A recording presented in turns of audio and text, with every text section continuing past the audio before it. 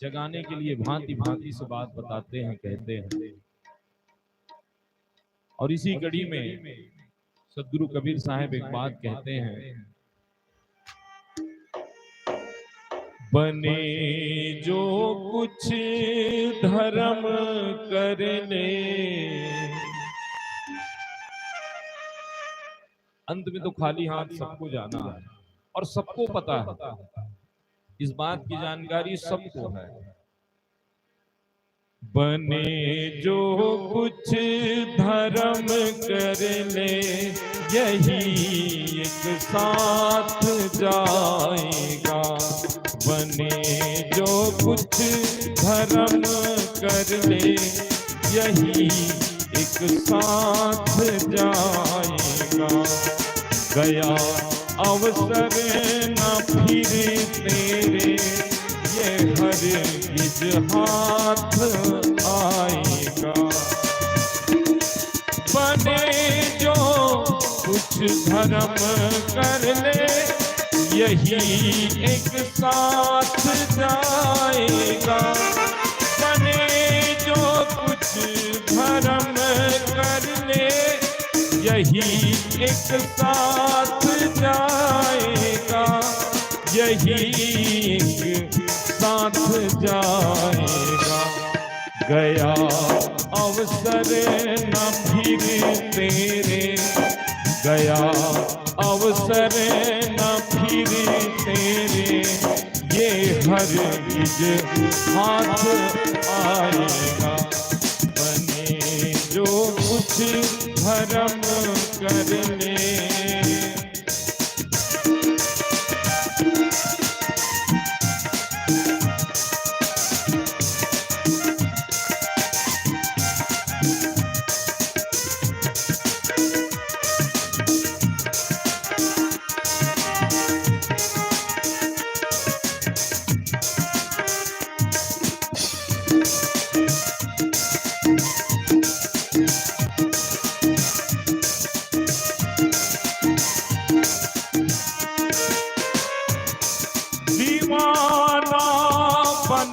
दुनिया में समय अनमोल खोता है। सदगुरु कबीर कहते हैं कि व्यर्थ की बातों में हम अपने पूरे जीवन को खो देते हैं। दीवाना बन के, पागल बन के, दीवाना बन के दुनिया में समय अनमोल खोता है। दिए लाखों की दौलत भी न पल रहने तू पाएगा, न पल रहने तू पाएगा। गया अवसर न फिर तेरे, गया अवसर न फिर तेरे, ये हरगिज हाथ आएगा। बने जो कुछ धर्म कर ले, यही एक साथ जाएगा।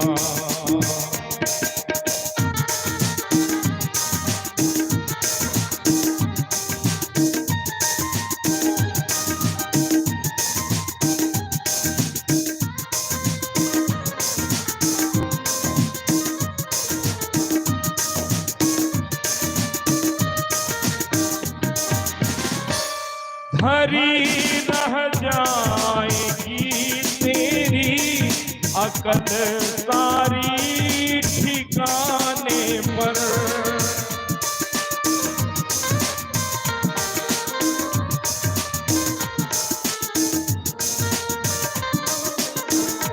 और जब मौत आएगी तो हमारी सारी अकल यहीं की यहीं धरी रह जाएगी, कोई बचा नहीं पाएगा। सत्संग का जब मौका मिलता है लोगों को, तो आपस में बातचीत करके समय खराब कर देते हैं।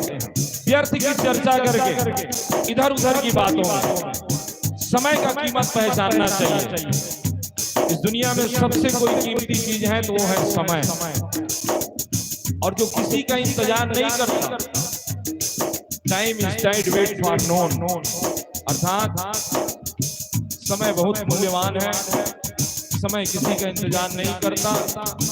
ये सुंदर समय हमको प्राप्त है, तो क्यों ना हम अपने साधु संतों की वाणी का लाभ लें। ये हमारे अनमोल साधु संत, त्यागवान वैराग्यवान, जो केवल और केवल सत्य की बात बताते हैं, त्याग तपस्या से अपना जीवन जीते हैं। हम सब लोग बहुत किस्मत वाले हैं, लेकिन अफसोस की बात, व्यवहारिक चर्चा में लग करके ऐसे अनमोल समय को भी हम कहीं ना कहीं खराब करते हैं। इसलिए मेरा निवेदन है कि सब लोग प्रेम से, शांति से सत्संग स्थल में आए और अमृत वचनों का लाभ लें। धरी रह जाएगी तेरी अकल सारी ठिकाने पर, धरी रह जाएगी तेरी अकल सारी ठिकाने पर, अकल सारी ठिकाने पर। जब आए यम जकड़ गर्दन, जब आए यम जकड़ गर्दन, पकड़ कर घर दबाएगा। गया अवसर न फिर तेरे, ये हर किस हाथ आएगा।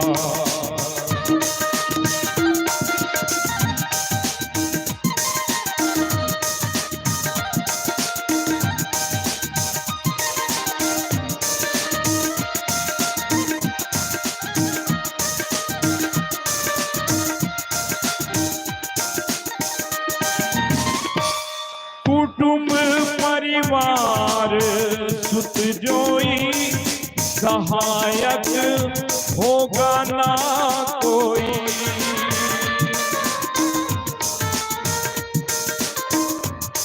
और अंत समय में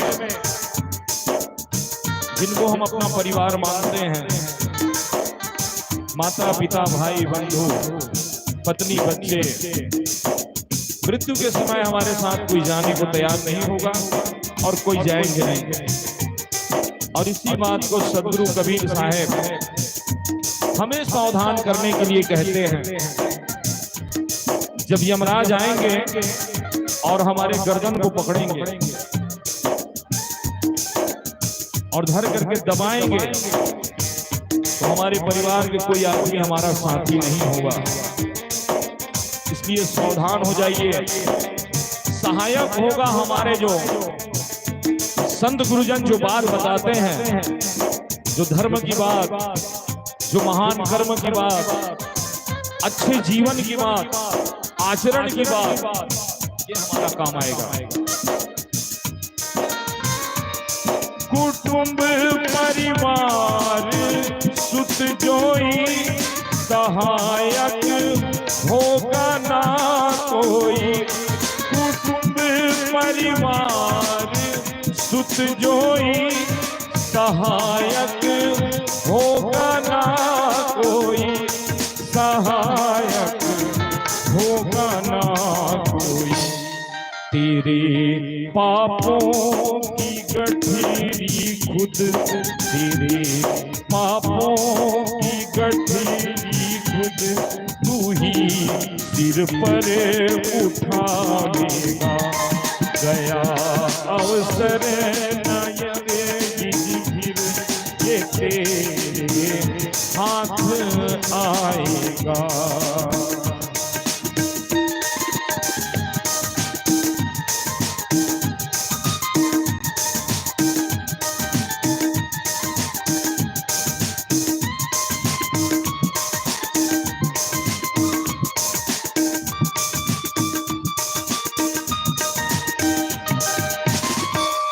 तुझे तो घर से जंगल में तेरा ही खुद ब खुद बेटा,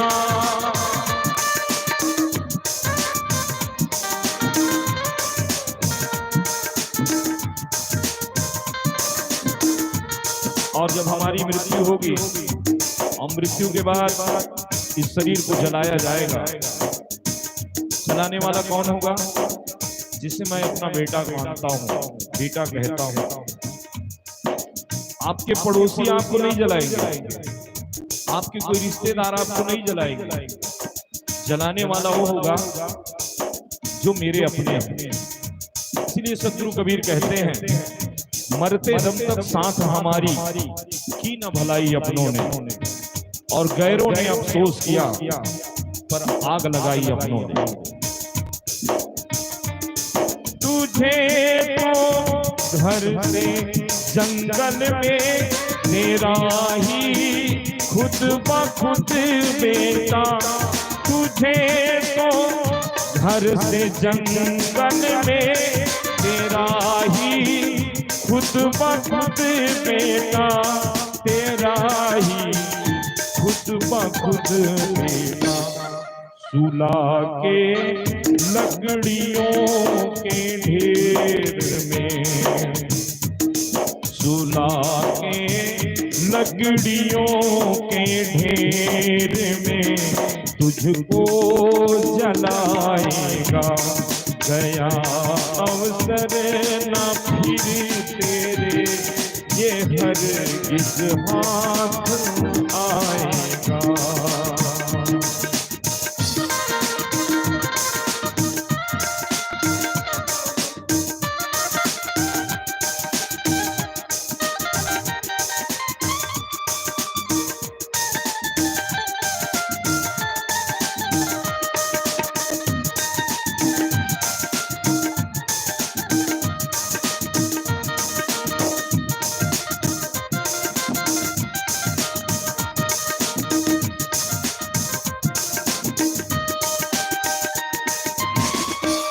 कहे कबीर समझाई, तू कहे ना मान ले भाई।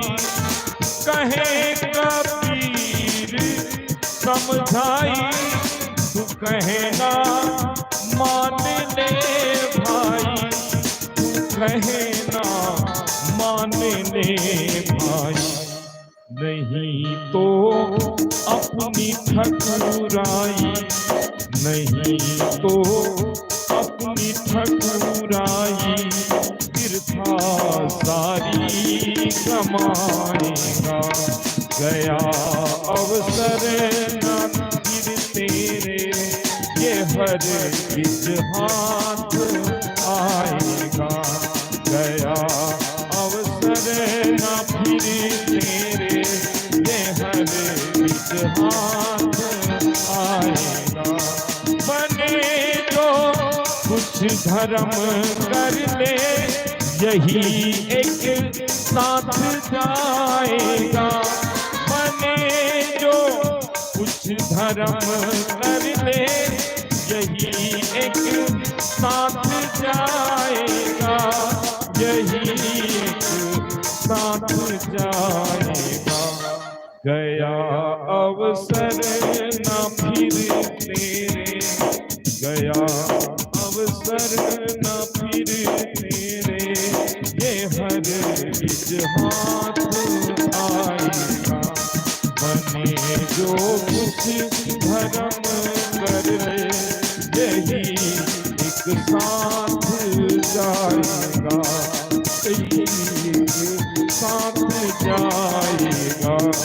यही एक साथ जाएगा। प्रेम से बोलिए सदगुरु कबीर साहेब की जय। आवाज थोड़ा बढ़ाओ। हेलो, ताली बजा के आप सब स्वागत करें। इतना कला से हम लोग के बीच आपने भजन रखा। श्री गुरुशरण जी अपनी मंडली के सहित बहुत सुंदर भजन हम लोग को श्रवण कराए, उसके लिए बहुत बहुत धन्यवाद। आगे हम और सुनेंगे। संस्था की महासमिति की बैठक कुछ ही पल में होने वाली है। पूज्यवर साहब जी आने वाले हैं और इस संस्था की जो पदाधिकारी हैं वे भी विराजमान हो। श्रद्धेय संत श्री विचार साहेब, संत श्री सुरेंद्र साहेब, संत श्री सौमेंद्र साहेब, तीरथ साहेब के नाम से हम जानते हैं, वो भी पधारे। और पुराने में हमारे बीरेन साहब विराजमान हो। अभी हम लोग सुन रहे थे, बने जो कुछ धर्म कर ले वही एक साथ जाए। ये शरीर संसार यही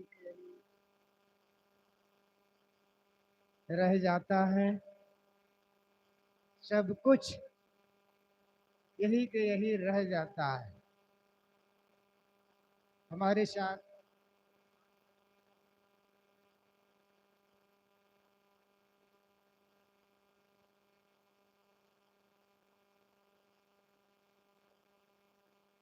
सबको यही अनुभव है, जीव इस धरती पे जन्म ले आता है तो कुछ लेके नहीं आता है, और जब संसार से जब जाता है तो कुछ लेके नहीं जाता है, छूछे हाथ जाता है। आम लोगों को यही अनुभव है, लेकिन विज्ञान कहता है जीव जन्म लेके इस धरती पे आता है तो मुट्ठी बांध के आता है, बहुत कुछ संस्कारों को लेके आता है। ये सूक्ष्म है, बहुत कुछ संस्कारों को लेकर के मुट्ठी बांध के आता है। जन्म लेते ही वे घर के उत्तराधिकारी हो जाता है, घर का मालिक हो जाता है, फैक्ट्री का मालिक हो जाता है, 10 एकड़ 20 एकड़ जमीन के वह मालिक हो जाता है। ये बताओ, जो जन्म लिया हुआ बच्चा अभी तो कुछ कमा नहीं रहा है, लेकिन पैदा होते ही वह घर का मालिक हो जाता है, फैक्ट्री का मालिक हो जाता है। निश्चित है, अभी भले नहीं कमाया है, लेकिन पूर्व में जो उन्होंने कमाया है उस संस्कार को लेकर के ये जीव शरीर धारण करता है। शरीर धारण जीव करता है। आज दुनिया में ये जो विषमता है कहाँ से आ गई है? क्या भगवान ने डाली है? भगवान तो शुभ है भाई, तो विषमता कैसे वो डालेगा? और न शैतान की हिम्मत है वे विषमता डालें। ये विषमता जीव के अपने कर्मों के अनुसार ये विषमताएं हैं। कोई अंधे हैं, लंगड़े हैं, अपाहिज है, रोगी है, दुखी है। ये विषमताएं अधिकतम अगर देखा जाए तो हमारा अपना एक कर्म संस्कार है। इसलिए कहा गया कर्म हमारा अच्छा है तो किस्मत हमारी दासी है, धर्म हमारा अच्छा है तो घर में मथुरा काशी है। कर्म धर्म दोनों अच्छे, जीवन बने अविनाशी है। कर्म धर्म दोनों खराब तो गले के यम की फांसी है। कर्म हमारा अच्छा है तो किस्मत हमारी दासी बन करके सेवकाई करे। क्यों? क्योंकि कर्म के अनुसार किस्मत बनती है, कर्म के अनुसार भाग्य बनता है, कर्म के अनुसार तकदीर बनता है। विधि ब्रह्मा जो हमारे कर्मों का लेखा जोखा कहीं वो रखता हो, आम लोगों की यही धारणा है। अलग से कहीं विधि, अलग से कहीं विधाता है जो हमारे कर्मों का लेखा जोखा वे रखते हैं। ऐसा कोई विधि, ऐसा कोई विधाता हमारे कर्मों का लेखा जोखा रखने वाला नहीं। अब एक तरफ कहा जाता है विधाता जो होगा वो शुभ होगा, जो शुभ होगा उसके द्वारा शुभ होगा, और वे मंगलमय है, मंगलमय के द्वारा मंगलमयता होगा। लेकिन विषमता आज साहब जी आ रहे हैं।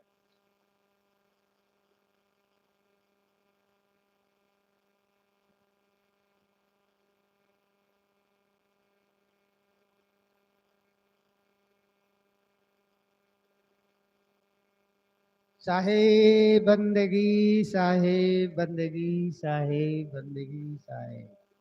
बोलिए सदगुरु देव की जय।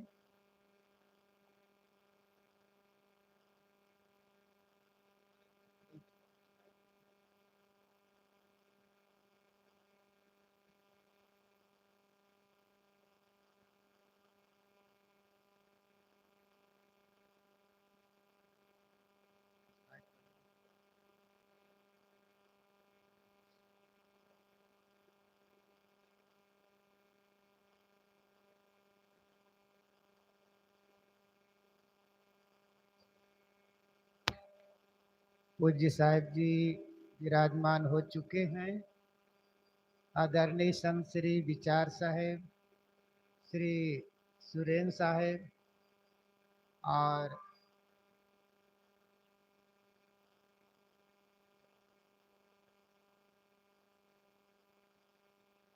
वे सब आ जाएं।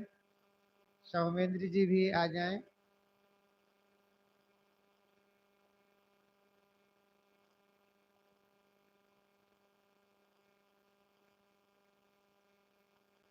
मैं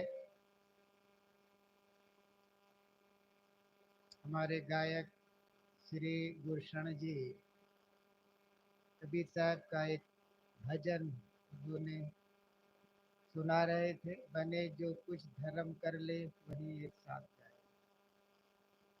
जीव के साथ में शुभ कमाई, शुभ संस्कार जाते हैं। इधर आओ।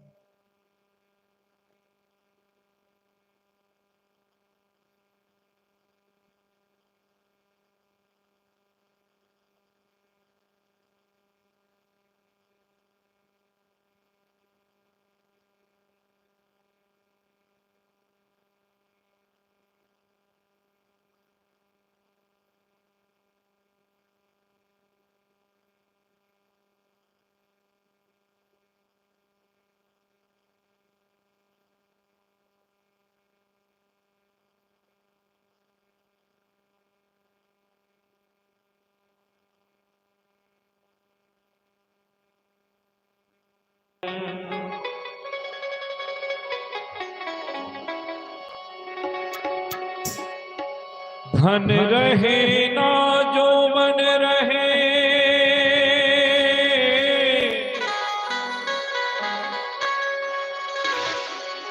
रहे गाँव ना ठाम।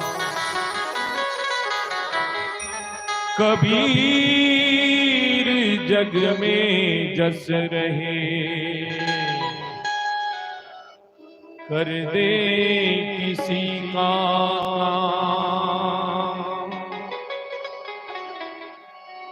जो उगे सो आँख में, फूले सो कुम्हला, जो चूने सो ढही परे,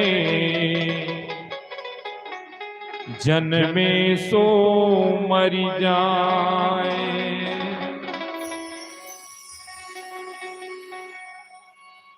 मन में संभल के देखो, दो दिन की जिंदगी है।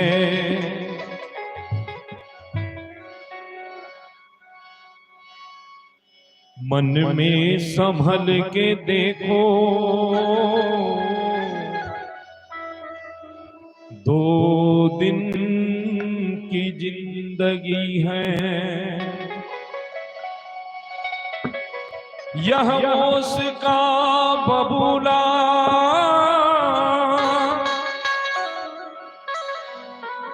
तन ठहरता कहीं है।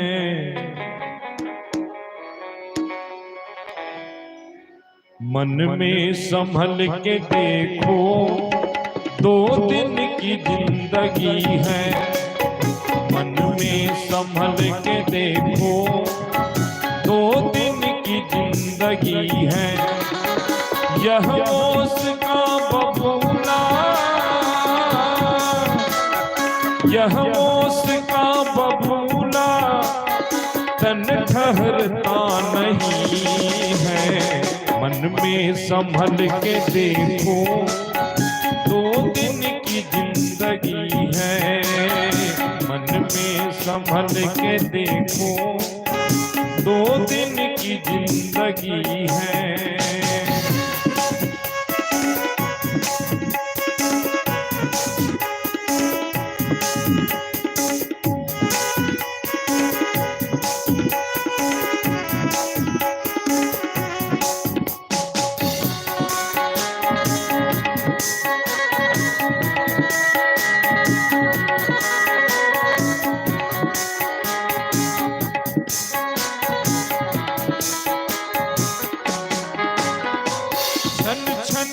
बदलता है, क्षण ही में लुप्त होता। क्षण क्षण में बदलता ये, क्षण ही में लुप्त होता। मिट्टी के कच्चे घट में, मिट्टी के कच्चे घट में जल ठहरता कहीं है। मन में संभल के देखो, 2 दिन की जिंदगी है।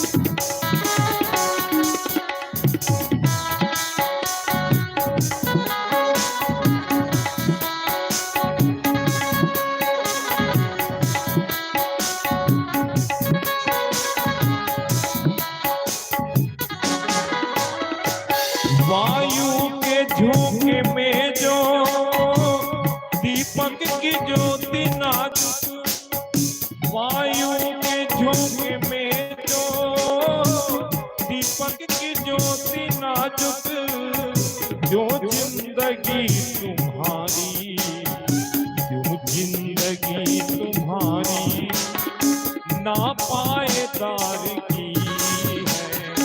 मन में संभल के देखो, 2 दिन की जिंदगी है। मन में संभल के देखो, 2 दिन की जिंदगी है।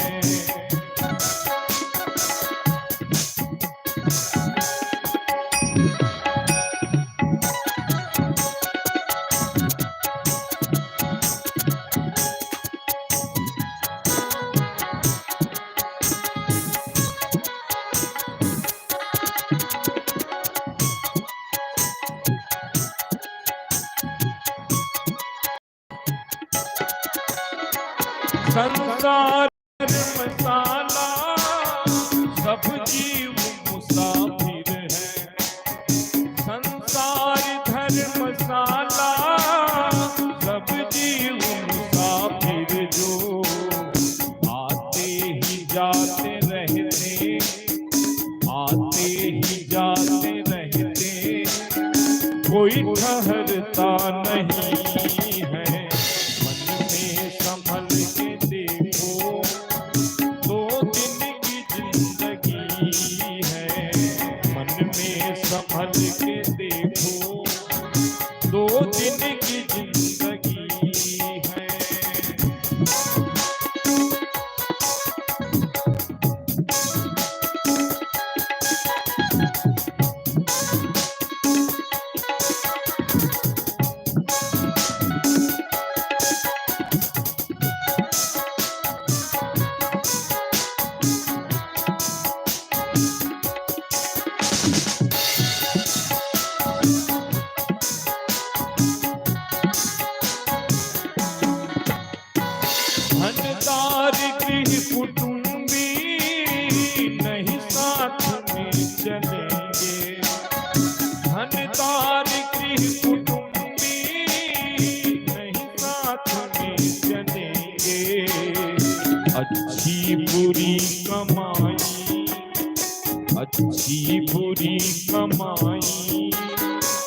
साथी तेरा वही है। मन में संभल के देखो, 2 दिन की जिंदगी है। मन में संभल के देखो, 2 दिन की जिंदगी है।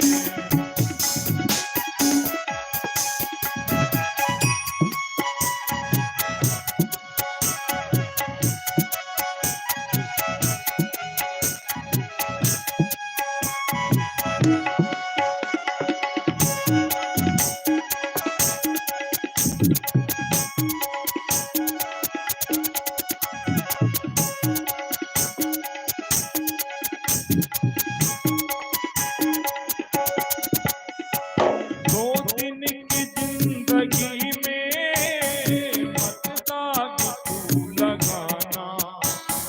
2 दिन की जिंदगी में मत दाग तू लगाना।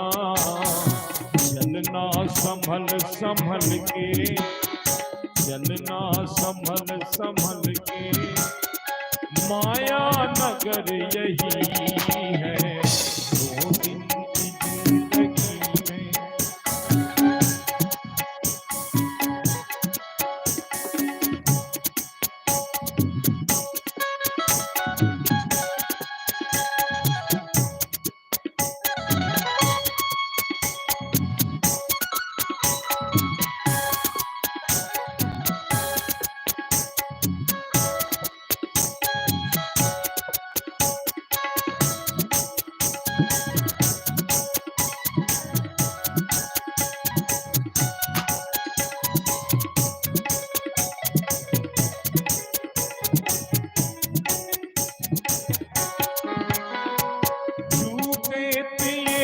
भटकता परदेस का मुसाफिर। तू चेत ये भटकता परदेस का मुसाफिर। अभिलाष देश तेरा, अभिलाष देश तेरा, संसार यह नहीं है। मन में संभल के देखो, 2 दिन की जिंदगी है। मन में संभल के देखो, 2 दिन की जिंदगी है। यह मौत का बबूला, यह मौत का बबूला, तन ठहरता नहीं है। मन में संभल के देखो, 2 दिन की जिंदगी है। मन में संभल के देखो, 2 दिन की जिंदगी है। मन में संभल के देखो, 2 दिन की जिंदगी है। प्रेम से बोलिए सद्गुरु अभिलाष साहेब की जय। जरा और जोर से ताली बजाए भाई। बोलिए सदगुरुदेव की जय। बहुत बहुत धन्यवाद श्री गुरुशरण हेलो। जी, आपकी मंडली। अब मैं पूज्य साहब से निवेदन करता हूं कि आप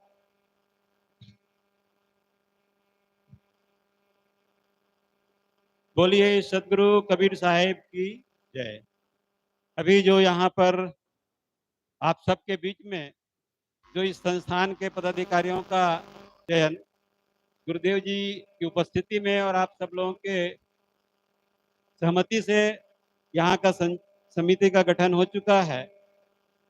यहाँ के अध्यक्ष गुरु हमारे साहेब जी के विचार साहेब के अनुमति से संस्थान में प्रचार प्रसार का काम, कार्यक्रमों की रूपरेखा, मार्गदर्शन, आर्थिक सहयोग संकलन, निर्माण कार्यों हेतु सुझाव एवं विभिन्न गतिविधियों हेतु यहाँ पर संचालन समिति का गठन किया जा रहा है और ये हमारे अध्यक्ष की अनुमति से है। और ये संचालन समिति के मैं जो पदाधिकारी हैं उनका मैं यहाँ पर नाम वाचन कर रहा हूँ और आप सबसे इस संबंध से सबकी सहमति चाहूँगा द्वारका प्रसाद साहू जी रीवा वाले इस समिति के संचालन समिति के अध्यक्ष होंगे। की जय। श्री कौशल कुमार साहू रायपुर से हैं, आप सचिव रहेंगे। वो आज शायद स्वास्थ्य के ठीक नहीं होने के कारण उपस्थित नहीं हो पाए हैं। कौशल कुमार साहू जी। मैं यशवंत साहू नवापारा साहेब बंदगी साहेब। श्री राधे श्याम साहू जी रायपुर। श्री बाबूलाल साहू जी रायपुर। श्री बसंत साहू जी चिमरी वाले। बसंत साहू जी आए, आइए।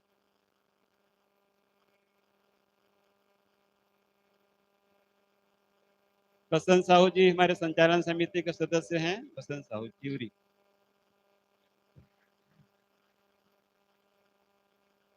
अमीराम साहू जी छाती वाले। पारक साहू कोमा। गुरुशरण साहू जी भिंडरी। गुरुशरण जी। राजकुमार साहू अछोटी। मनोज कुमार साहू सिवनी। मनोज कुमार। अनिल साहू चिवरी। पारसनाथ साहू जी भिलाई आरंग। गोविंद साहू जुनवानी भिलाई। इस प्रकार से फिलहाल अभी संचालन समिति में इतने सदस्य रहेंगे। जो कार्य है यहाँ की गतिविधियां उनमें उनका योगदान रहेगा। ये संपन्न हुआ और गुरुदेव जी की आज्ञा से ये कार्यक्रम का संचालन आप सब लोग को बड़े ही निष्ठा के साथ करना है। इसी अपेक्षाओं के साथ मैं अपनी बात समाप्त।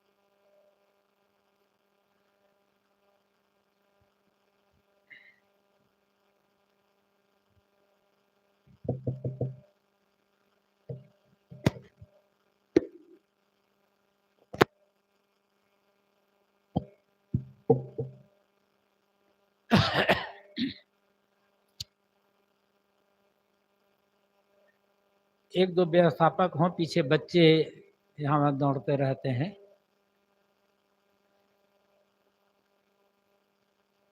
बड़ों के बीच में बच्चों को खेलने में सुविधा होती है।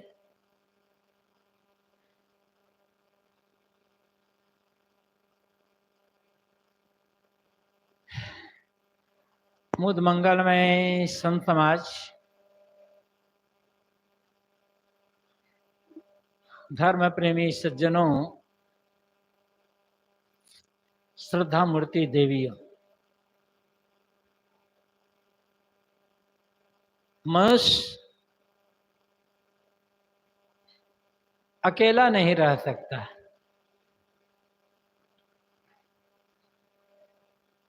उसे किसी के संग साथ की जरूरत होती है।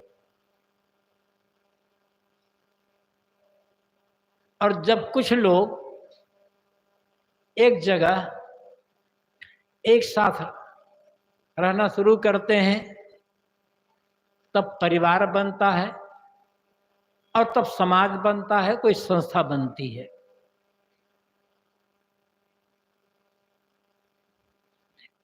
व्यक्ति अकेला है तो परिवार नहीं कहा जाएगा। व्यक्ति अकेला है तो संस्था और समाज नहीं कहा जाएगा। तो चाहे परिवार हो, कोई समाज हो, कोई राजनीतिक पार्टी हो या कोई धार्मिक या किसी अन्य प्रकार की संस्था हो, लोगों का समूह है सब, कहीं कम कहीं ज्यादा। और ये सब जानते हैं दुनिया में कोई भी ऐसे दो व्यक्ति मिलना अत्यंत कठिन है जिन दोनों के सारे विचार एक जैसे हों, किसी भी विचार में कोई फर्क ना हो। असंभव जैसा है। कहीं न कहीं विचारों में अंतर होता है, भिन्नता होती है और विरोध होता है। और विचारों की भिन्नता को, स्वभाव के और संस्कार की भिन्नता को स्वीकार न करें, सहन न करें, तो हर जगह कलह है, विवाद है, लड़ाई झगड़े हैं, समस्याएं उत्पन्न होंगी।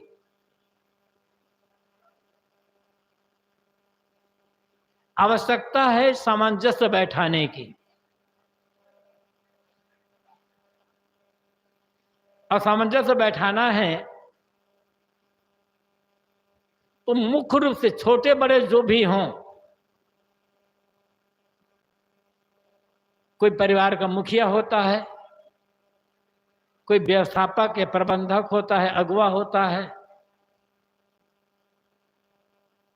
या कुछ और कह लो, कोई सदस्य हैं, सहयोगी हैं। एक व्यक्ति किसी संस्था को चला नहीं सकता है, कितना बड़ा क्यों ना हो जाए, कितना योग्य क्यों ना हो जाए, कितना प्रतिभा संपन्न क्यों ना हो, जब तक अन्य लोगों का सहयोग नहीं होगा तब तक वह न परिवार चला पाएगा, न समाज, न संस्था, न पार्टी।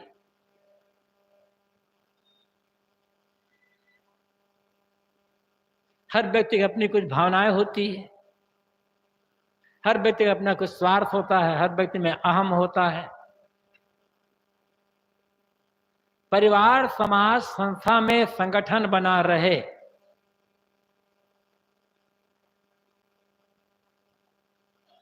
इसके लिए आवश्यक है अधिकार की लालसा का त्याग करना।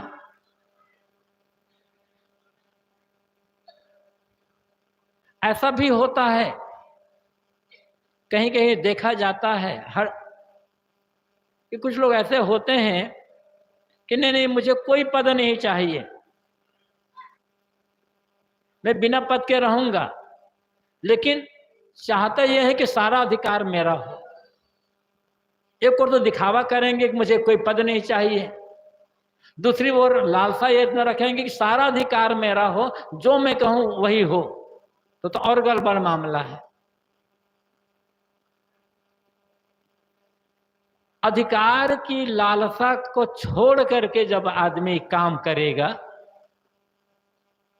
और कोई एक व्यक्ति नहीं, सभी लोग, तो परिवार व्यवस्थित रहेगा, संस्था समाज व्यवस्थित रहेंगे। अधिकार की भावना जहां आई, मैं इतना पुराना, मैं इतना योग्य, मैं इतना कर्मठ, मुझे अधिकार नहीं मिल रहा है, तब तो फिर विवाद होगा। और ये लालसा, ये भावना दो चार व्यक्तियों के मन में हुई तो परिवार, समाज, संस्था को बिगड़ने में, विनष्ट होने में कोई विलंब नहीं लगेगा। अधिकार की लालसा छोड़ करके काम, मैं अध्यक्ष हूं, मैं मंत्री हूं, मैं कोषाध्यक्ष हूं, मैं तो गुरु हूं, ये भावना यदि है और मेरी बात सब मान तो लेंगे लोग, किसी के मन में संतोष नहीं रहेगा।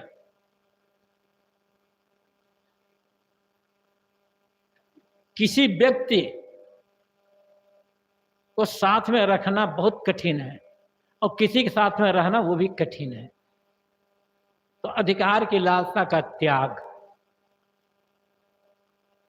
और फिर साथ साथ अहंकार और स्वार्थ भावना का त्याग।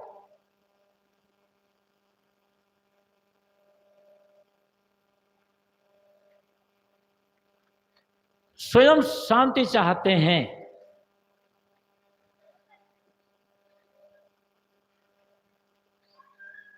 और प्रसन्नता पूर्वक निश्चित होकर जीवन जीना चाहते हैं तो अधिकार की लालसा का तो त्याग करना ही होगा, अहंकार और स्वार्थ भावना का भी त्याग करना होगा। थोड़ा बहुत अहम तो सब में है, हर व्यक्ति के अहम है, के भीतर अहम है। थोड़ा बहुत हो तो चलता है, जब अधिक बढ़ जाता है तब गड़बड़ हो जाता है। अधिकार क्या है? नहीं, अहंकार क्या है? अहंकार होगा तो अधिकार की लालसा होगी। अहंकार का अर्थ क्या है? मुझे किसी की बात ना मानना पड़े किंतु सब मेरी बात माने, मुझे किसी के सामने न झुकना पड़े, सब मेरे सामने झुके, इस भावना का नाम है अहंकार।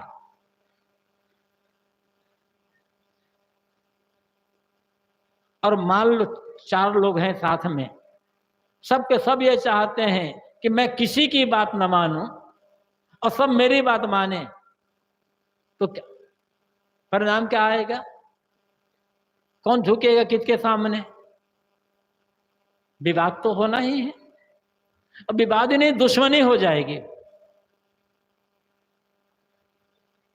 तो यदि किसी संस्था, समाज, परिवार को चलाना चाहते हैं तो जो भी है छोटे बड़े, इस अहंकार का त्याग हो। छोटे को झुकना छोटे को तो झुकना ही चाहिए, जिन्हें छोटे कहा जाता है। जो बड़े हैं उनको भी झुकना पड़ता है और उन्हें भी झुकना चाहिए। झुक करके ही, कल मैंने कहा था, झुकना मतलब सहना, सहन करके ही दूसरों को निभाया जा सकता है, साथ में रखा जा सकता है, उनसे काम लिया जा सकता है। तो अहंकार भावना का त्याग। मैंने कहा अहंकार का अर्थ क्या है? मैं ना झुकूं, सब लोग मेरे सामने झुकें, मैं किसी की बात मानूं, सब मेरी बात माने, ये अहंकार है। स्वार्थ, स्वार्थ तो सबका है, सबको भोजन चाहिए, सबको कपड़े चाहिए, सबको निवास चाहिए, ये भी तो स्वार्थ है। अब ये स्वार्थ निंदनीय नहीं है। स्वार्थ हमारा हो मनुष्यता का स्वार्थ हो, जहां मिल बांट कर खाने का भाव हो, उसे स्वार्थ नहीं कहा जा सकता है। और ऐसे स्वार्थ कहते भी हैं तो ऐसा स्वार्थ दुखदाई नहीं होता। स्वार्थ कौन गलत होता है? औरों को मिले या ना मिले, सबसे पहले मुझे मिलना चाहिए। पहले मुझे मिले, ज्यादा मिले, बढ़िया मिले, 3 बातें हैं। मुझे मिले, ज्यादा मिले और बढ़िया मिले। औरों को मिलता नहीं मिलता मुझे कोई मतलब नहीं है। इस भावना का नाम है स्वार्थ। और जहां सबके मन में ऐसा हुआ तो क्या होगा? छीना झपटी। थोड़ी थोड़ी जमीन के लिए, थोड़े थोड़े रुपये पैसे के लिए भाई भाई लड़ जाते हैं। क्यों? स्वार्थ ज्यादा है। सामने वाले को देखा नहीं जा रहा है, सामने वाले को देखा जाए, मुझे ना मिले, सामने वाले को मिल जाए। पहले उनको मिले, फिर मुझे तो मिल ही जाएगा। यह भाव जब होगा तब संगठन बना रहेगा, आपस में प्रेम बना रहेगा, और फिर परिवार, समाज व्यवस्थित रूप से चलते रहेंगे।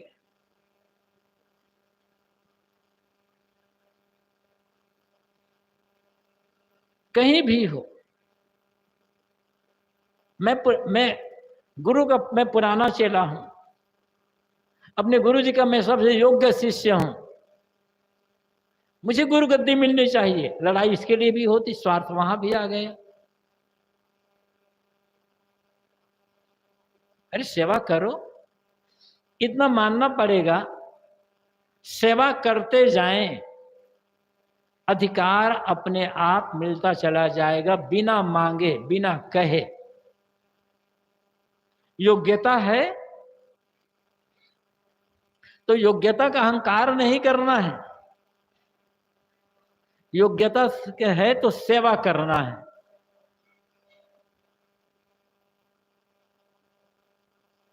और सेवा करते जाएं,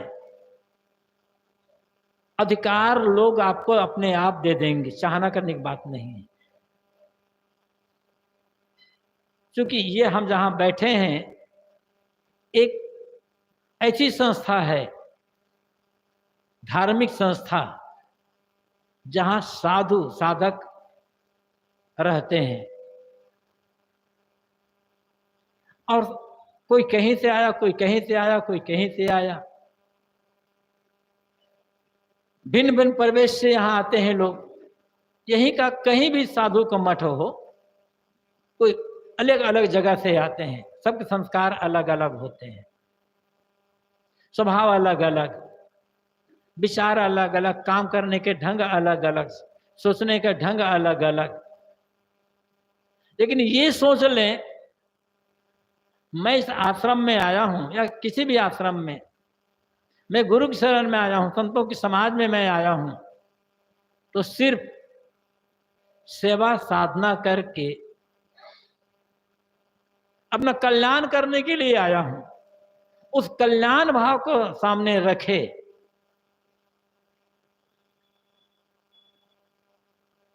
तो किसी भी साधु मठ में विवाद नहीं होगा। और कल्याण भावना छूट गई, अपने को कुछ मान लिए,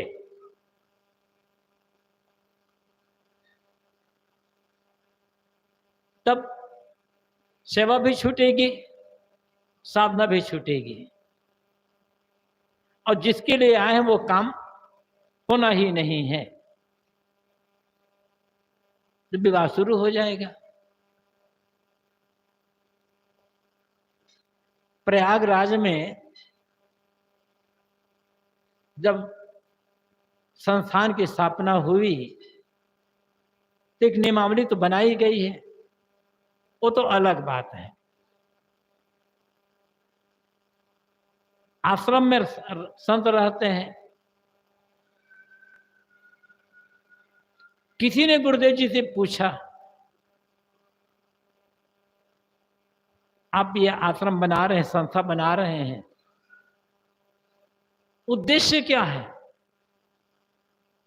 क्यों आप ये संस्था बना रहे हैं यहां पर? तो गुरुदेव जी ने दो उद्देश्य बताया। प्रयागराज की बात बता रहा हूं मैं, यहां की बात नहीं है।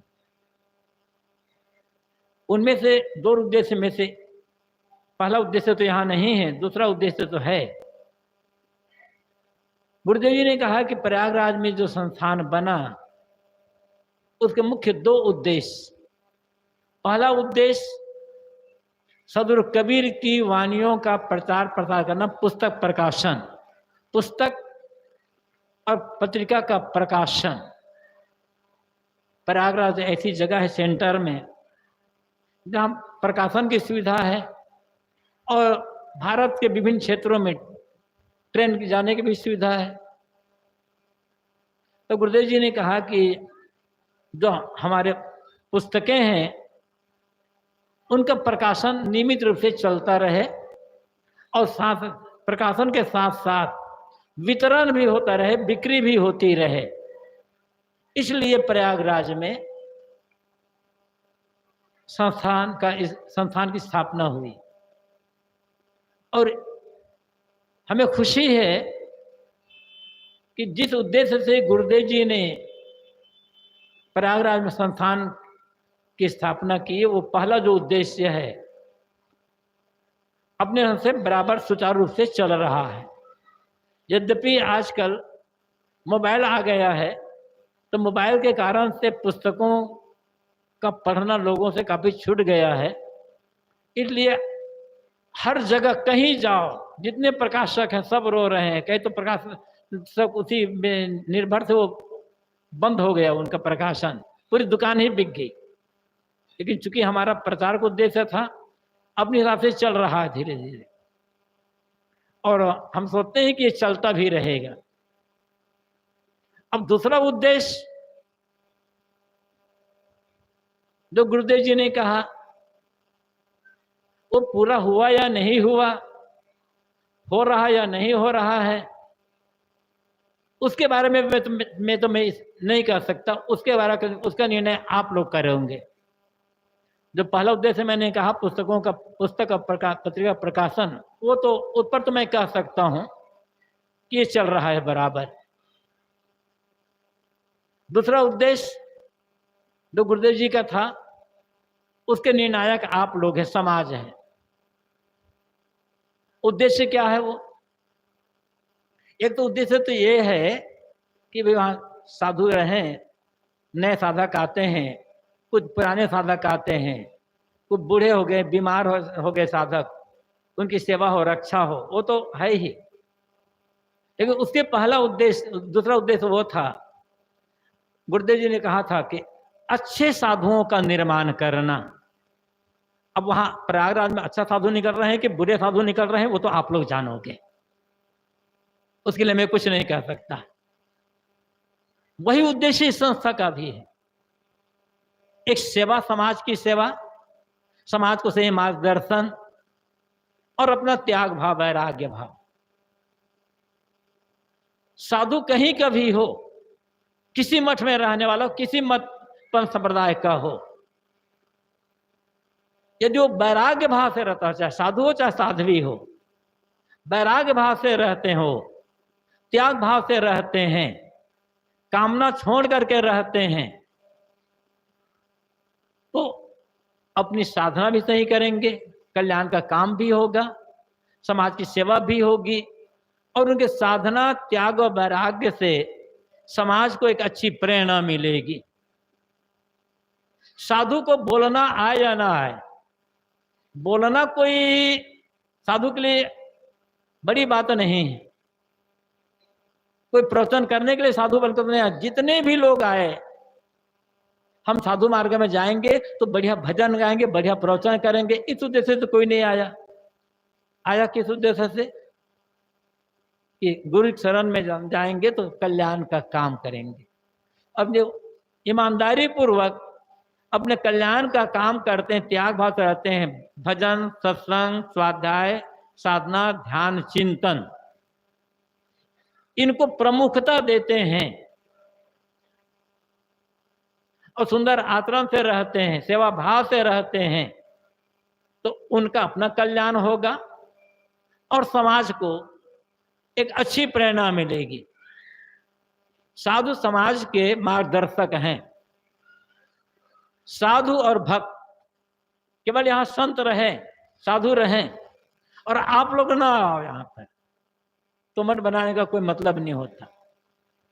आप लोग सहयोग से चल रहा, जो भक्त समाज है उनके सहयोग से ही आश्रम चलता है। और भक्त लोग केवल पैसा तो दे दें, सेवा कर दें, कोई यहां आए ना सत्संग के लिए, तो कोई मतलब नहीं होता है। जब संत यहां रहकर साधना करें और भक्त लोग आकर कर श्रद्धा सेवा सत्संग का लाभ लें, तब तो आश्रम होता है। गुरुदेव जी कहा करते थे, संत और भक्त का क्या संबंध होता है? गुरुदेव जी उदाहरण दिया करते थे। यहां जो संत बैठे हैं भाई, वो अपने सोचेंगे कि हमारे लिए कहा जा रहा है, वो तो सबके लिए। गुरुदेव जी कहा करते थे, आप लोगों ने देखा होगा रेलवे स्टेशन गाड़ियां आती जाती है, लेकिन रेलवे स्टेशन पर साइड के पटरी में रेल के कुछ डिब्बे खड़े रहते हैं, महीना, 2 महीना, 6 महीना, साल, 2-2, 4-4 साल तक खड़े रहते हैं। और कितने से डिब्बे होते हैं कि खड़े खड़े उसमें डिब्बों में जंग लग जाता है, खड़े हो। डिब्बों में पहिया तो है, लेकिन कई ज्यादा नहीं, खड़े हैं वो, सड़ जाते हैं। लेकिन वही डिब्बे जो वर्षों से खड़े हुए हैं, जब किसी रेल के इंजन से जुड़ जाते हैं तब होता क्या है, जहां इंजन पहुंचता है वहां डिब्बे पहुंच जाते हैं। डिब्बों को करना कुछ नहीं है, इंजन का काम है खींचते चले जाना डिब्बों को, लेकिन डिब्बे का काम है इंजन से जुड़ना। डिब्बे इंजन से जुड़ गए तो जुड़कर वहां पहुंच जाते हैं जहां इंजन पहुंच जाता है। ठीक यही बात, ये जो भक्त समाज है वो इंजन के भक्त समाज है, वो डिब्बे के समान है। और जो साधु है, संत हैं, वे इंजन के समान हैं। जब भक्त रूपी डिब्बे साधु संत रूपी इंजन से जुड़ जाते हैं, और कैसे जुड़ेंगे? सेवा से, भक्ति से, श्रद्धा से, प्रेम से।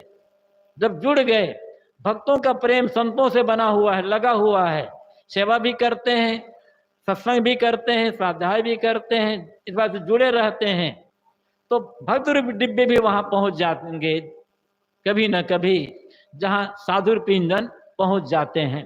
हालांकि इंजन बिगड़ गया, बिगड़ेला इंजन होता तो गड़बड़ हो जाएगा, फिर बीच में रुक जाएगा। इंजन का काम है डिब्बों को खींचते चले जाना। अब इंजन बिगड़ गया तब तो कहीं नहीं जा पाएंगे। ऐसे ही संतों का काम है, साधुओं का काम है भक्तों को मार्गदर्शन करके के सही दिशा में देना। अब साधु पे इंजन ही बिगड़ गया तब क्या होगा? इसलिए साधु कहीं के भी हो, किसी मत पंथ के हो, मैं यह नहीं कर रहा हूं कि क्या खाली कबीर पंथ के साधु संत हो या अमुक मठ में रहने वाले संत हो, किसी भी मत पंथ के संत हो, किसी मठ में रहने वाले संतों की जिम्मेदारी बहुत ज्यादा हो जाती है। एक गृहस्थ भक्त गड़बड़ी करता है तो उस गृहस्थ भक्त की गड़बड़ी का प्रभाव बहुत थोड़े लोगों पर पड़ता है, किंतु जब एक साधु गड़बड़ी करता है तो उसका प्रभाव एक बहुत बड़े समाज पर पड़ता है, उसे बहुत बड़े समाज को धक्का लगता है। गृहस्थ तो कह सकते हैं हम तो साहब गृहस्थ हैं, हमसे तो भूल हो ही सकती है। मैंने कहा था कि साधु का अर्थ होता है उत्तम, बढ़िया, सुंदर। तो सुंदर का मतलब चेहरे का सुंदर नहीं, आचरण का सुंदर, त्याग का सुंदर, स्वभाव का सुंदर। हम लोगों की जिम्मेदारी है अपने त्याग, अपने आचरण, अपने स्वभाव को सुंदर बनाकर रखें, क्योंकि लोग हमें साधु मानते हैं। साधु हो जाना सहज है, किंतु साधु बनना बड़ा, साधु हो जाना बड़ा कठिन है। जिस कल्याण भाव को सामने रखकर हम आए हैं घर छोड़ करके, कोई भी साधु हो, कहीं का भी साधु हो, कोई आ गया हो हजारों में एक तो बात नहीं कर सकता कि साधु मार्ग में जाऊंगा, आश्रम में जाऊंगा तो बढ़िया बढ़िया खाने को मिलेगा, बहुत जगह घूमने को मिलेगा। इस भाव से कोई नहीं आता है। सभी आते हैं कल्याण का काम करने के लिए, तो अपना भी कल्याण और दूसरे का भी कल्याण।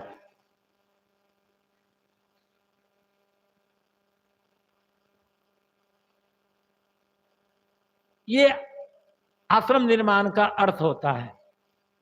सबसे पहले आत्म कल्याण है। अपना कल्याण नहीं कर पा रहे हैं तो दूसरों का कल्याण क्या कर पाएंगे? स्वयं विद्या न पढ़े हों तो दूसरों को विद्या कैसे पढ़ाएंगे? स्वयं के पास पैसे ना हो तो दूसरों को पैसे का दान कैसे करेंगे? जिसे हम देना चाहते हैं वो हमारे पास होना चाहिए, और हमारे पास वो तो है नहीं, तो क्या होगा, कहां से दे पाएंगे। इसलिए सेवक चाहे गृहस्थ हो चाहे साधु हो, जितना हमारी जबान बोलती है उससे ज्यादा हमारा व्यवहार, हमारा कर्म, हमारा आचरण बोलना चाहिए।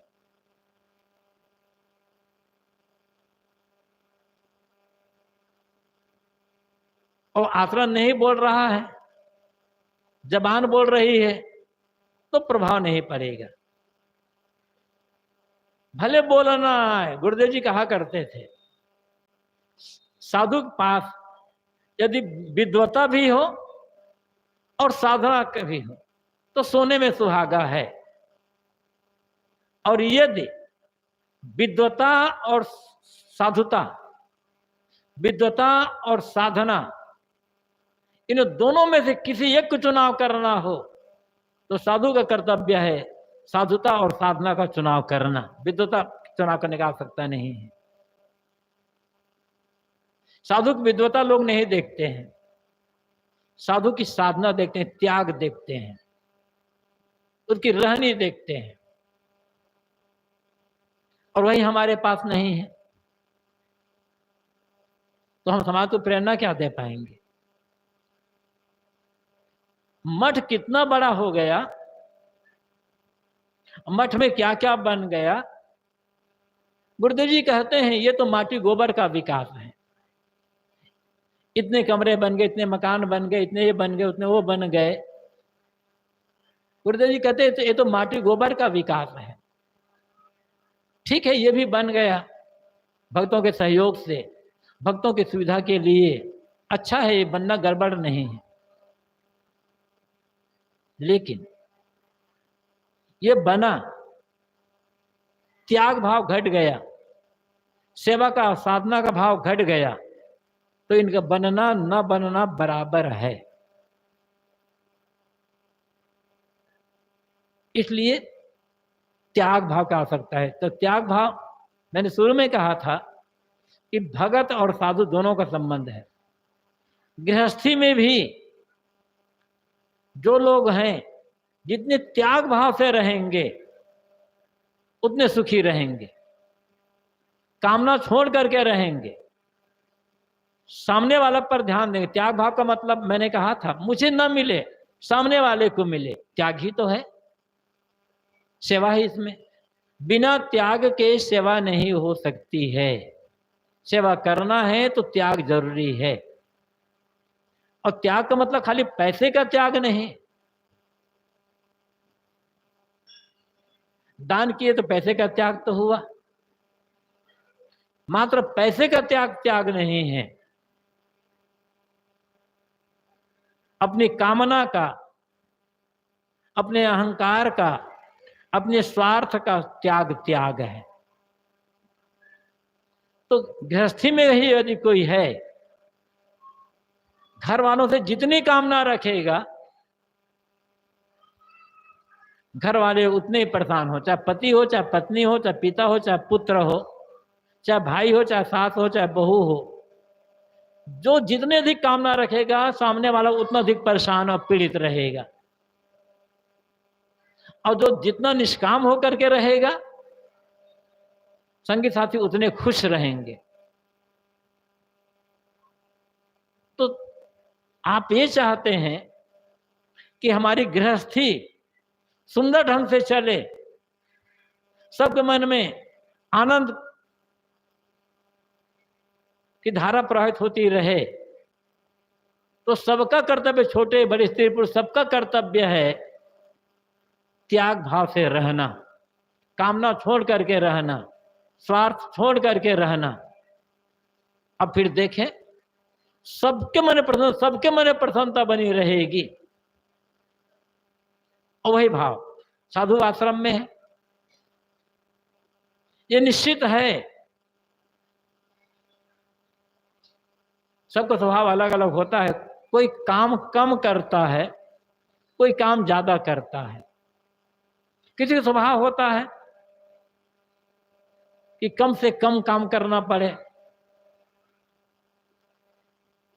और लालसा बहुत ज्यादा है, और कोई बहुत ज्यादा काम करता है।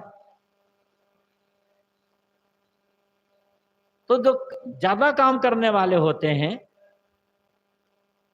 कम काम करने वाले देख करके मन में एक अमरता का भाव आता है।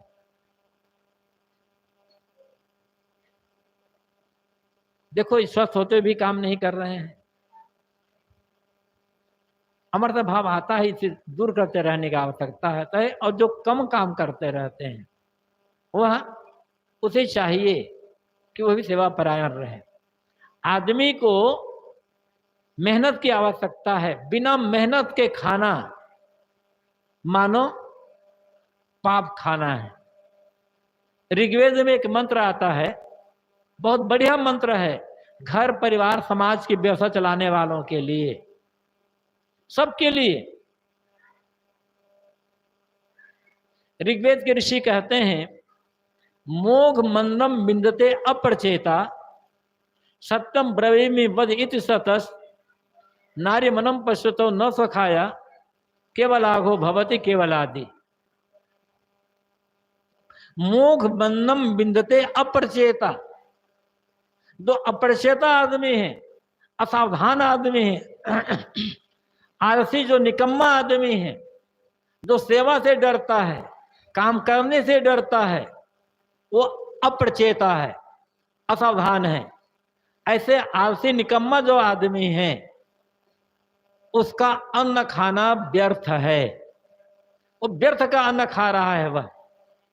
सत्यम ब्रवीमि वद इति सतत, मैं सच कहता हूं, असावधान आदमी, आलसी निकम्मा आदमी खुद अपनी हत्या कर रहा है। आलस्य बहुत ज्यादा है, खाने में होशियार है, काम करने को आलसी, खाने को होशियार।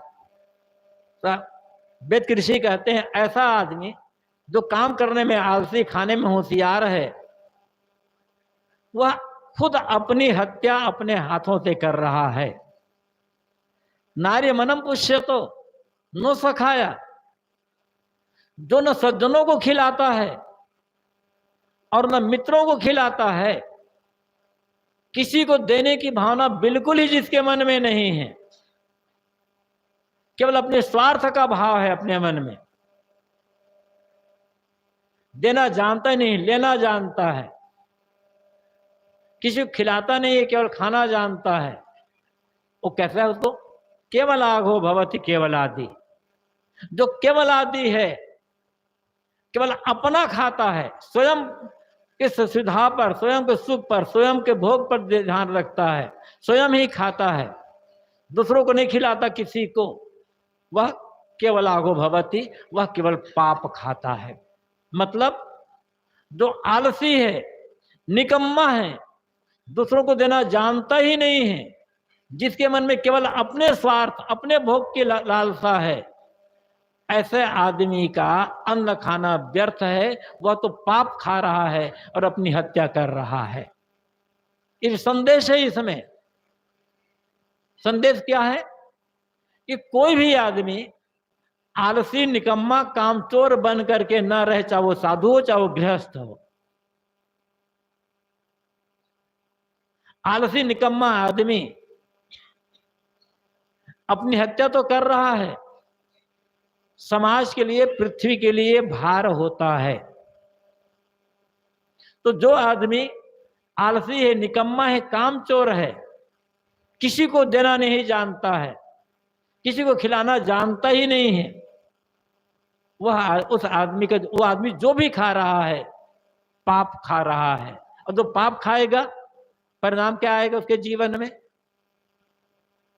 केवल विनाश, विनाश, विनाश।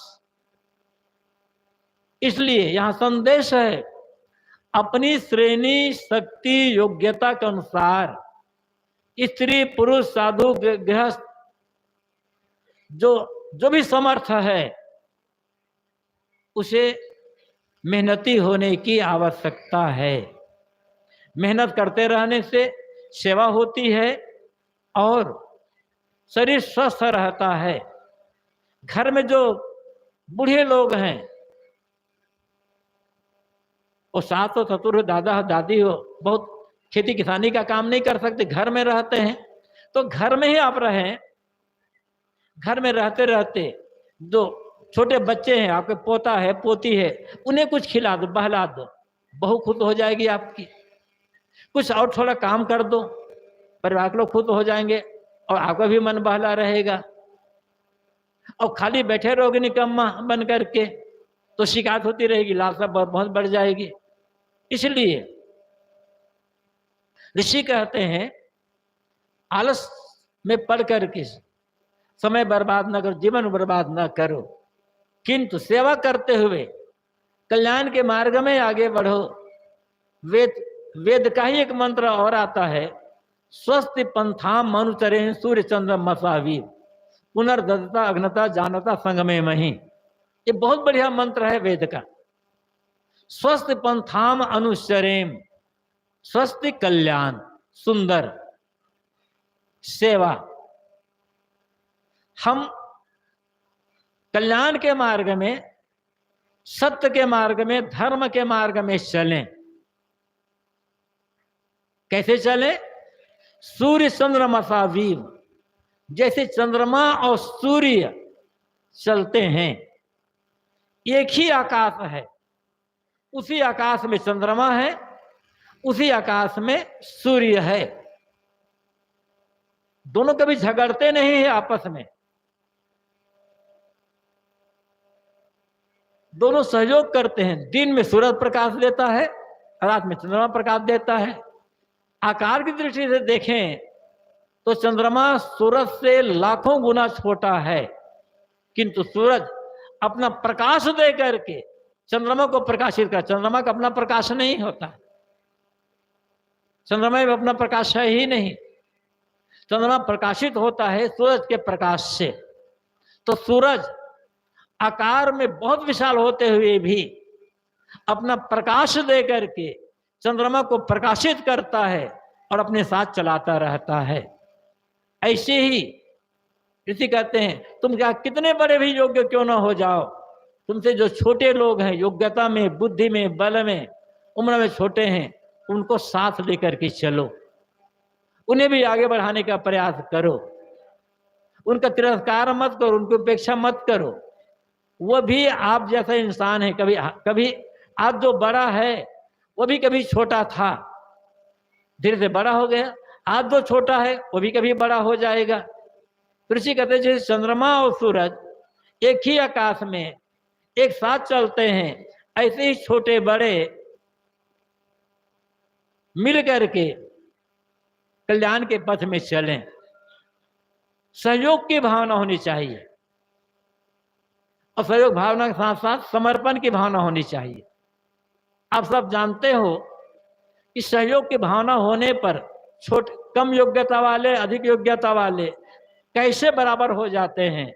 जैसे एक 30-35 साल का युवक है, 35 साल का युवक, उसका एक बच्चा है 4 साल का, दोनों साथ में जा रहे हैं। तो 35 साल के युवक की चाल तेज होगी, 4 साल के बच्चे की चाल धीमी होगी। तो साथ में कैसे चल पाएंगे? दोनों साथ में चल ही नहीं पाएंगे। पिता चलता जाएगा, छोटा बेटा बिछुड़ जाएगा, जाएगा तो क्या उसकी दुर्गति होगी। तो 4 साल का छोटा बच्चा 35 साल के पिता की चाल में चल नहीं सकता, बराबरी नहीं कर सकता। लेकिन जब 35 साल का पिता 4 साल के बेटे को अपनी अंगुली पकड़वा देता है तो दोनों की चाल बराबर हो जाती है, फिर दोनों एक साथ चलते हैं। 80-85 साल का बूढ़ा पिता 45-50 साल के जवान बेटा इतना तो चल नहीं पाएगा, वो तो बूढ़ा है, शक्ति कमजोर हो गई है। अब वो व्यक्ति 45-50 साल का, उसके शरीर में शक्ति है, तो बराबर कैसे चल पाएगा।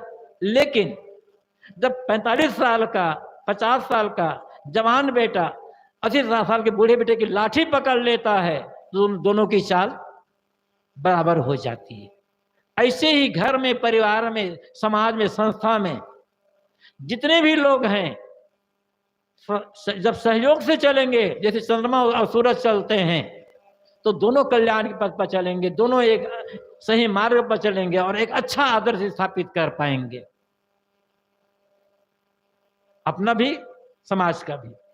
ऋषि कहते, इसलिए कहते हैं सत्य पंथा मनुचरेम सूर्य चंद्रमा सावी। जैसे चंद्रमा और सूरज आकार में उसमें बहुत अंतर होते हुए दोनों में एक ही आकाश में रहते हैं, झगड़ते नहीं हैं कि इसी आकाश में मैं हूं क्या एक आकाश में तुम क्यों, झगड़ते नहीं आपस में। और चंद्रमा तो सूरज अपना प्रकाश का प्रकाशित कर देते हैं। ऐसे से कहते हैं अपना सहयोग दे करके छोटे वालों को भी आगे बढ़ाने की चेष्टा करो। फिर कैसे? पुनर्दता अगता जानते संग में ही, पुनर्दता देने का स्वभाव वाला बनाओ। दो, कुछ दो, क्या दे? अच्छी चीजें दे, कल्याणदायी चीजें दे। हर व्यक्ति को दूसरों को वह देना चाहिए, चाहे वो भौतिक वस्तु हो चाहे वो अभौतिक वस्तु हो। भौतिक वस्तु में रुपया है, कपड़ा है, मठ है, मकान है, जमीन है, खाने पीने की चीजें हैं, फल फूल है, ये सब भौतिक वस्तुएं हैं। प्रेम है, सद्भाव है, स्नेह है, करुणा है, आदर है, सम्मान है, ये अभौतिक वस्तुएं हैं। तो वह वस्तु दो लौट करके जब मिले तो पछताना ना पड़े, प्रसन्नता हो। किसी को कटु जबान आपने दिया और कटु जबान लौट कर मिलेगी तो क्या खुशी होगी आपको?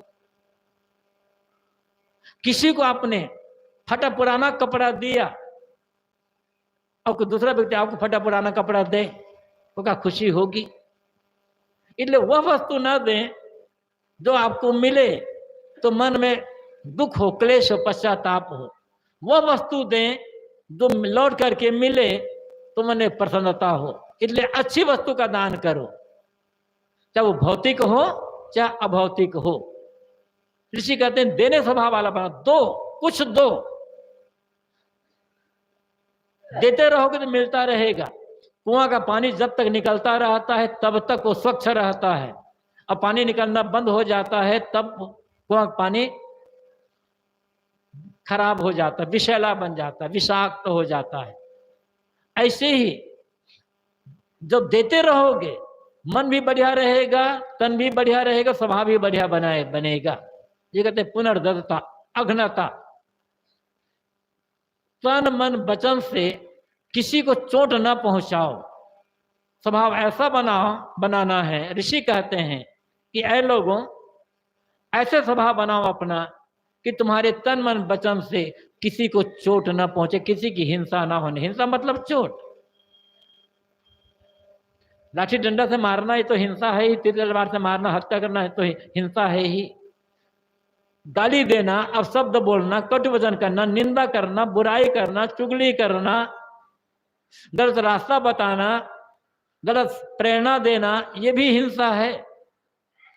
और मन से सोचना उसका ऐसा बिगाड़ हो जाए, उसका नाश हो जाए, उसका ये हो जाए, उसका वो हो जाए, ये सोचना ये भी हिंसा है। तो अघ्नता स्वभाव, ऐसा अघ्नता मतलब कोमल स्वभाव वाला बनो। जब स्वभाव कोमल रहेगा तो तन मन वचन से किसी को चोट नहीं पहुंचेगी। कठोर स्वभाव वाला ना बने, जानता संग में ही, और दूसरे के स्वभाव को, दूसरे के मन को, दूसरे के विचार को जान करके काम करो।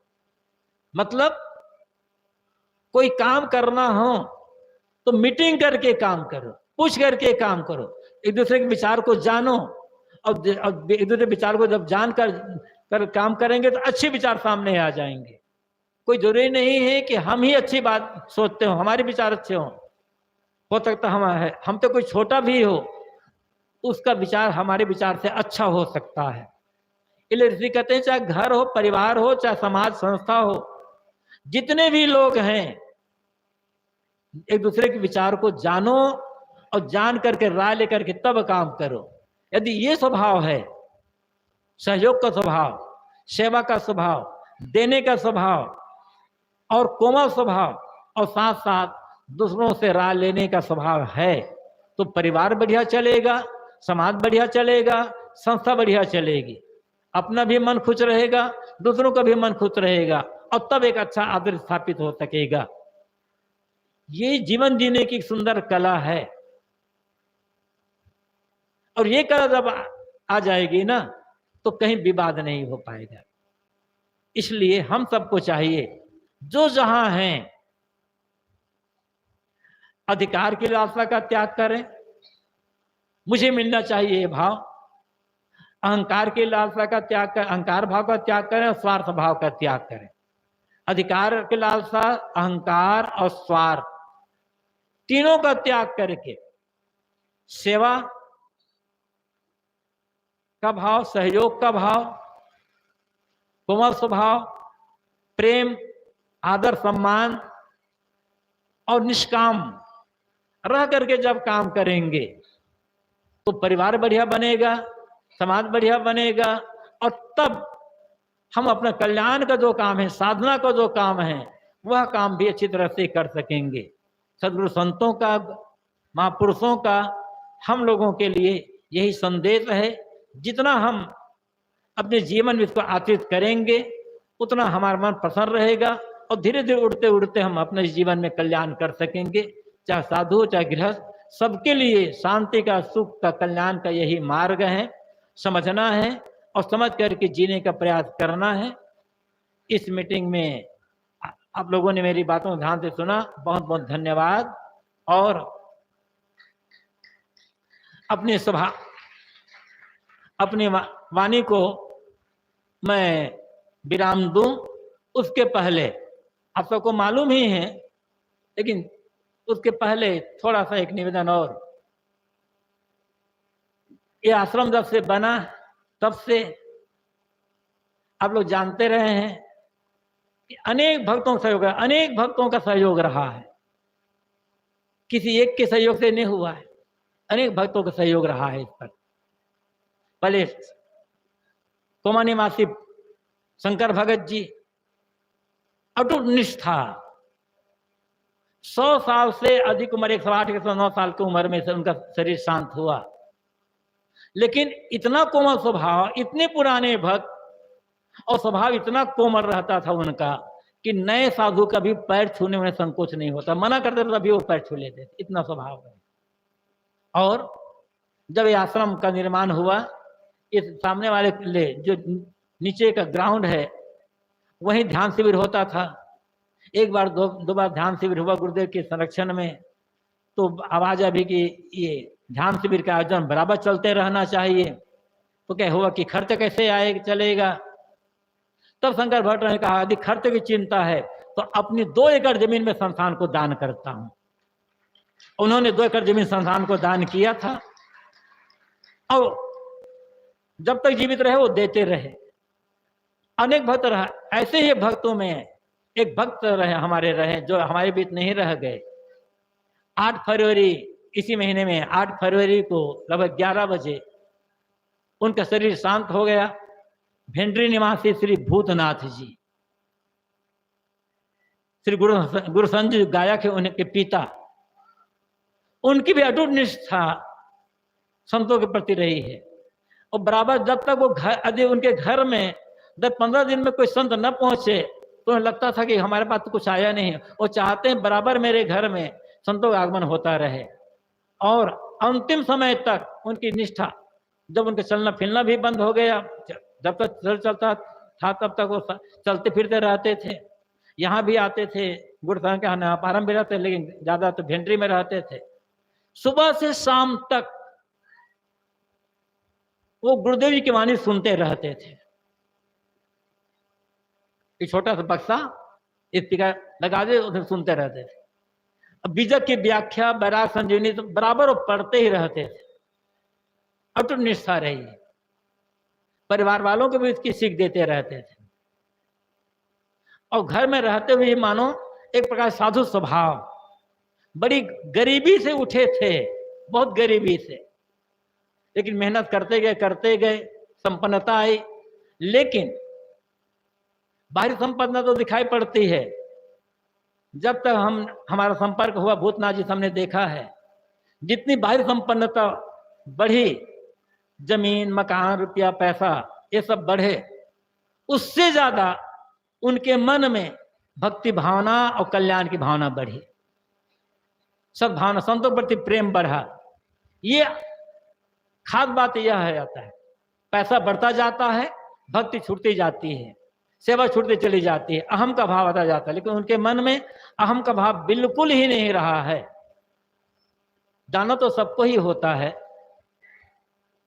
सदगुरु कबीर की साखी सबको याद है, आए हैं सो जाएंगे राजा रंग फकीर, एक सिंहासन चढ़ चला एक बंधे जंजीर। सबको जाना है, लेकिन सदगुरु कबीर कहते हैं जाना तो सबको है, लेकिन जाने जाने में बड़ा फर्क है। एक वो व्यक्ति होता है जो सिंहासन पर चढ़ करके जाता है, एक वो व्यक्ति होता है जो जंजीरों से बंद करके जाता है। सिंहासन पर चढ़ कर कौन जाता है? जो पुण्यात्मा है, संत है, साधु है, भक्त है, धार्मिक है, जिनका जीवन भक्ति में धर्म में रहा हो।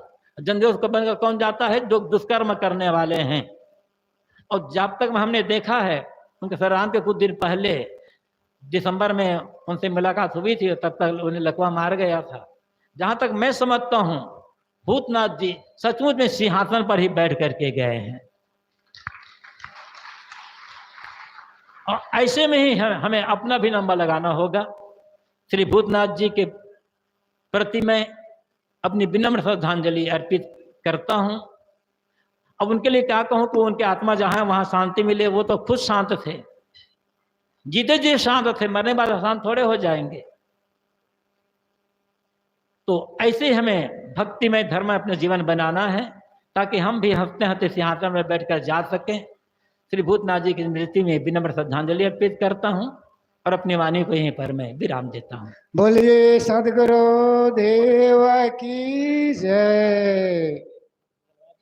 अभी हम लोग भक्त प्रवर भेड़ी निवासी श्री भूतनाथ जी की श्रद्धांजलि हम लोग पूज्यवर साहब से सुन रहे थे। वास्तव में वे भक्ति के प्रगाढ़